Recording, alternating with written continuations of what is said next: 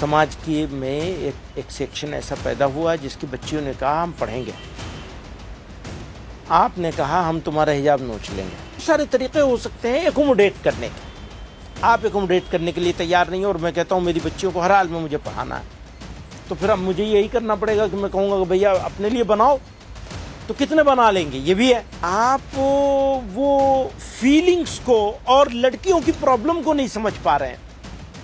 तो हिंदू और मुस्लिम लड़कियों की अलग अलग प्रॉब्लम होती है। हाँ यकीनन, हम यही कहते हैं ये आजादी दे दीजिए, लड़कियां फैसला करें उन्हें हिजाब पहनना है या नहीं।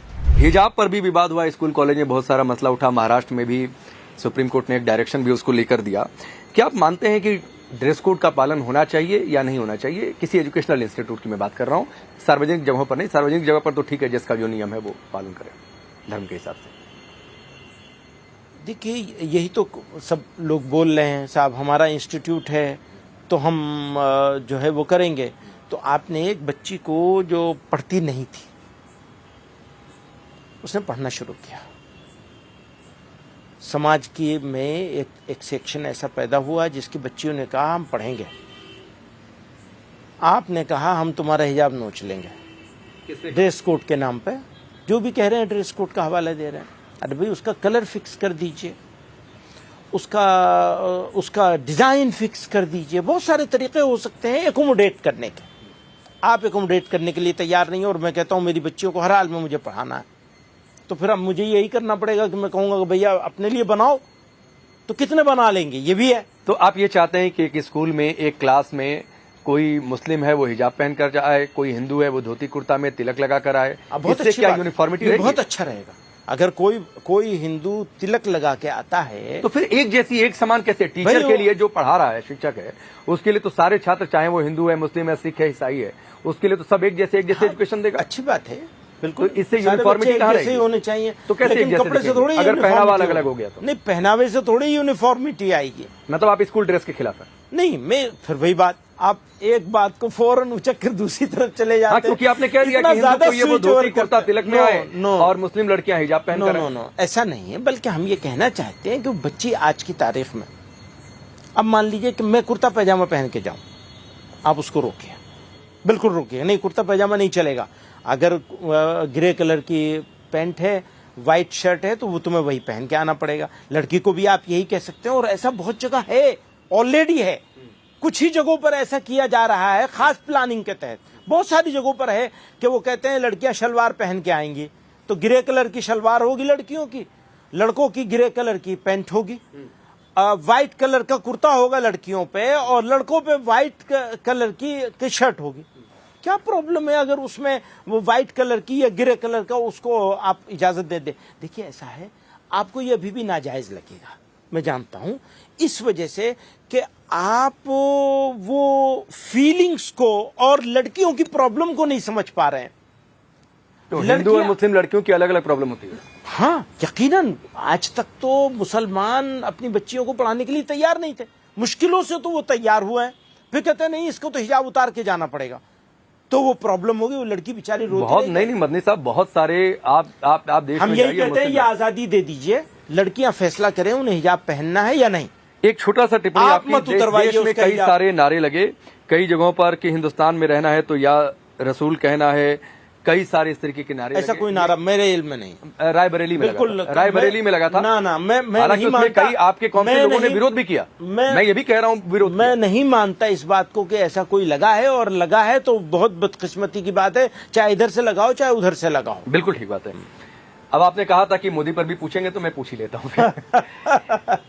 प्रधानमंत्री मोदी और बीजेपी को लेकर ये बार बार पोर्ट्रे किया जाता है कि वो मुसलमानों के खिलाफ हैं, वो सत्ता में रहे तो फिर तो हिंदू राष्ट्र बन जाएगा। मैंने पहले जवाब दिया आपको, मुसलमानों के बारे में बात मत करिए, बल्कि देश के बारे में बात करिए। देश में यकीनन उनके हाथ से बहुत से अच्छे काम और उन्हें अप्रिशिएट किया जाना चाहिए। मैंने बारहा इंटरनेशनल पॉलिसी पर, फॉरेन पॉलिसी के ऊपर, उस जमाने में जब रशिया और इसको लेकर के उन्होंने जो कुछ काम किए थे, मैंने कहा था, पुरानी बात हो गई, 2 साल पुरानी, 2.5 साल, तब भी कहा था, आज भी कहता हूं, ये बहुत नाइंसाफी और अन्याय की बात होगी, अत्याचार होगा कि सारी चीजें गलत बता दी जाए। अब अगर मुझे उनका हिमायती बनना है, सपोर्टर बनना है, तो सारी चीजों को अच्छा कहना पड़ेगा, ये भी गलत है। अगर मुझे कोई चीज ऐसी लगेगी, जैसे उनकी इस बारे में खामोशी है, जो इस्लामोफोबिक सिचुएशन क्रिएट की जा रही है, उसके बारे में उनकी खामोशी, उस पर मुझे बहुत ऑब्जेक्शन है, बहुत एतराज है। लेकिन उनकी बहुत सारी चीजें हैं जिसके ऊपर मैं तारीफ कर सकता हूँ, बहुत सारी तारीफ। मैं योगी वाला सवाल इनके लिए भी पूछ लेता हूँ कि मुसलमानों के लिए बेहतर है या मुसलमानों के खिलाफ है? अगर देश के लिए बेहतर है तो सबके लिए बेहतर है। तो देश के लिए बेहतर है या देश के खिलाफ है? ये तो देश वाले फैसला करेंगे। आप भी तो देश के हैं। मैं यही बता रहा हूँ ना कि आप मुझसे मुसलमानों के कॉन्टेक्स्ट में इस तरह से सवाल करेंगे तो मेरे लिए बहुत मुश्किल होगा ये बात कि मैं ये कहूँ कि बहुत बदतर है। ये कैसे हो सकता? कोई आदमी नहीं तो चलिए मैं इसको थोड़ा सा डिफाइन कर देता हूँ। एंटी मुस्लिम होने का नैरेटिव जो विपक्षी पार्टियां सेट करती हैं, वो सिर्फ वोट बैंक के लिए सेट करती हैं या प्रधानमंत्री मोदी एंटी मुस्लिम है? क्योंकि वो कहती हैं कि ये मस्जिदों में नहीं जाते हैं, मुसलमानों से बात नहीं करते हैं, जबकि हमने अगर वो मस्जिदों में जाने लगेंगे, अगर वो मस्जिदों में जाने लगेंगे, अगर वो रोजा इफ्तार कराने लगेंगे, अगर वो टोपी पहनने लगेंगे, तो क्या मुसलमानों के लिए बहुत अच्छे हो जाएंगे? मैं तो नहीं मानता इस बात को, कभी भी नहीं मानता इस बात। तो चलिए बता दीजिए सर, एंटी मुस्लिम होने का नैरेटिव सही है या गलत? यही तो कह रहा हूं कि अगर वो मस्जिदों में जाने लगे, अगर वो टोपी ओढ़ने लगे, नहीं मैंने छोड़ ही दिया उस सवाल को। क्या करते हैं सर, लोग क्या करते हैं, टोपी ओढ़ के दूसरों को टोपी उड़ाते हैं। आप किसके लिए बोल रहे हैं? कोई भी हो, कांग्रेस के लिए? नहीं, अब आप फिर वही बात आप कहीं से कहीं ले जाएंगे। ये नहीं, बल्कि मैं ये कह रहा हूं कि आप धार्मिक चिन्ह, जैसे कोई मुझे कहने लगे कि तुम तिलक नहीं लगाते हो, तो मैं तिलक नहीं लगाऊंगा, तो मैं क्या हिंदुओं के लिए बुरा हो जाऊंगा? ये नहीं होता। हमें ये देखना है कि ओवरऑल क्या है और एक्शंस क्या है।